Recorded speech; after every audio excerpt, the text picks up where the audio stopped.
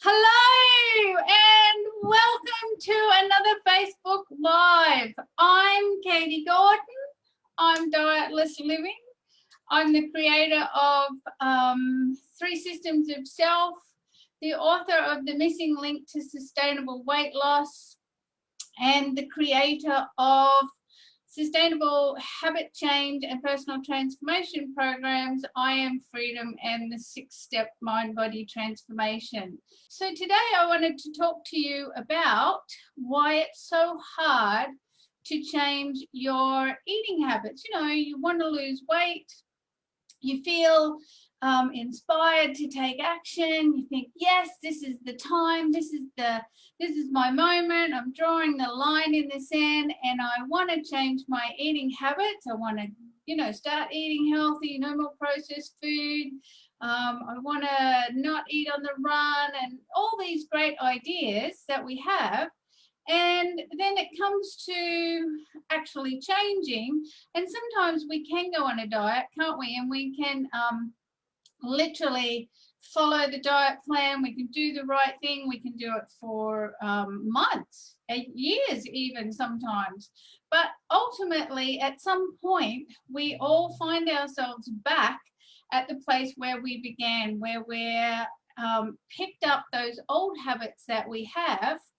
And we find ourselves moving back into them, or sometimes we just find ourselves knee deep in them. We didn't even realize that we were moving back. We're just there. And sometimes when we have those ideas to lose weight and create those health habits, new eating habits, we can't even get started on them because we don't know how to break free from them and implement new ones. So why is that? It's because eating habits are actually learned behaviors. So what's a learned behavior? Everything that you do repeatedly is a learned behavior. Walking, talking, cleaning your teeth, brushing your hair, having a shower, making your morning coffee, driving a car, whatever you do for work, they're all learned behaviors. And the thing about learned behaviors is we teach ourselves how to do them so that we don't have to think about how to do it, so we can think about other more high-level things. So if you think about driving a car, I personally learned to drive in a stick shift, a manual. And I had a manual car for the first, 20 years of my life, and then I got an automatic.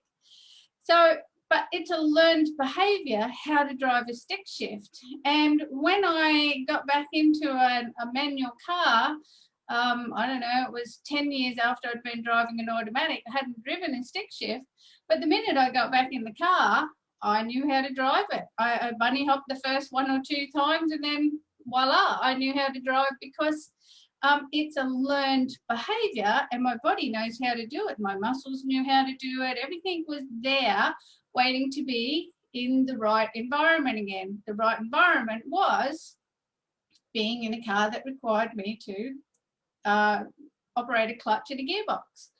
So when you think about your eating habits as being a learned behavior, you've taught yourself how to eat in certain circumstances, in certain environmental cues.